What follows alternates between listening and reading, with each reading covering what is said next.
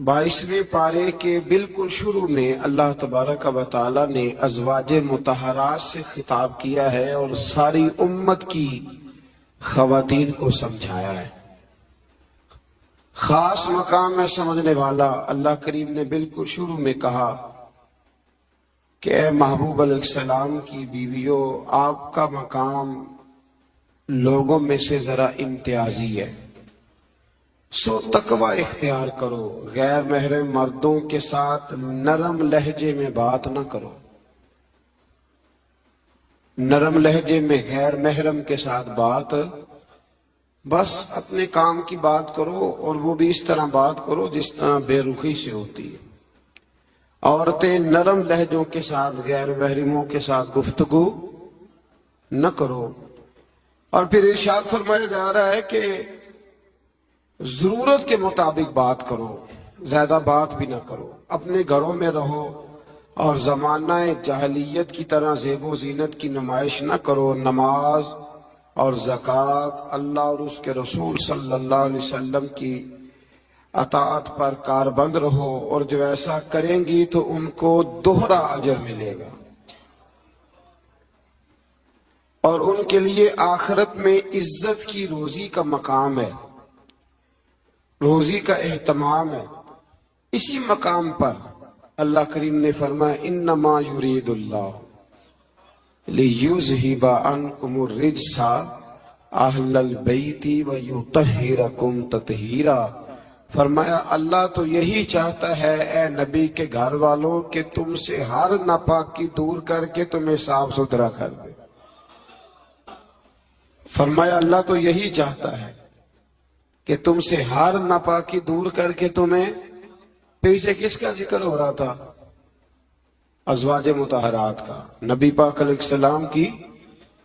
तो ये जिक्र ही, ये आयत तज़किरा ही अज़वाज के तज़किरे में आया। बहुत सारे लोग कहते हैं अहले बैत में बीवियां शामिल ही नहीं, ये सिर्फ हुजूर अलैहिस्सलाम कि वो अहले बैत है जो हजरत अली, सैयदा फातिमा और उनकी औलाद है। वो खुदा के बंदे, जब आपसे पूछा जाता है घर वालों का क्या हाल है तो बीवियां मुराद होती हैं कि नहीं? जब पूछा जाता है कि घर वालों का क्या हाल है, सिर्फ बच्चे मुराद होते हैं कि बीवी भी मुराद होती है?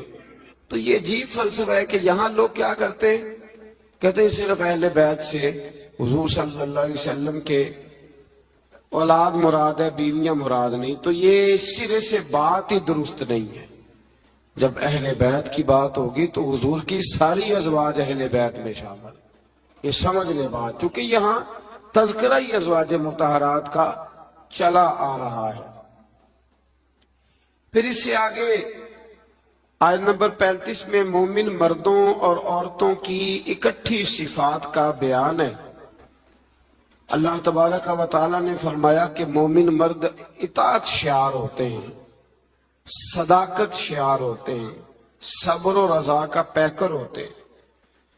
उनके दिल अल्लाह के हुजूर इज्ज और तवाज़ु के खूगर होते हैं। वो सदकात देने वाले होते हैं, रोजेदार होते हैं, अपनी हया और इज्जत की हिफाजत करने वाले होते हैं, और अल्लाह का कसरत से जिक्र करने वाले होते हैं।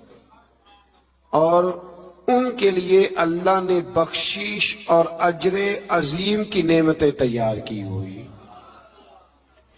फिर आयत नंबर 36 में फरमाया, ना किसी मोमिन मर्द और ना किसी मोमिन औरत के लिए ये जायज है कि जब अल्लाह और उसका रसूल को फैसला फरमा दें तो इनके लिए अपने इस काम में कोई इख्तियार रह जाए। इस आयत की थोड़ी तफसीर जरूरी है, इसकी थोड़ी तफसीर कर देता हूं।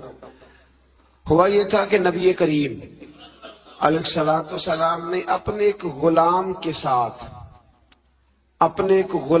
साथ अपनी एक अजीजा जो हुजूर की रिश्तेदार बनती थी, हजरत ज़ैनब बिन्त जहश, उनका निकाह करना चाहा, पैगामे निकाह भेजा। उन्होंने कहा जी हम कुरैशी खानदान से हैं और ये गुलाम है तो इसको कैसे रिश्ता देंगे।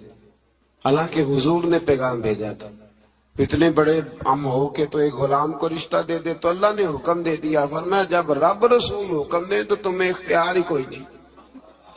और जब ये आयत नाजिल हुई तो वो हजरत ज़ैनब बिन्त जहश के घर वाले खुद हाजिर हुए। अर्ज की हुजूर जहां आपका दिल करता है आप बच्ची का रिश्ता फरमा दें।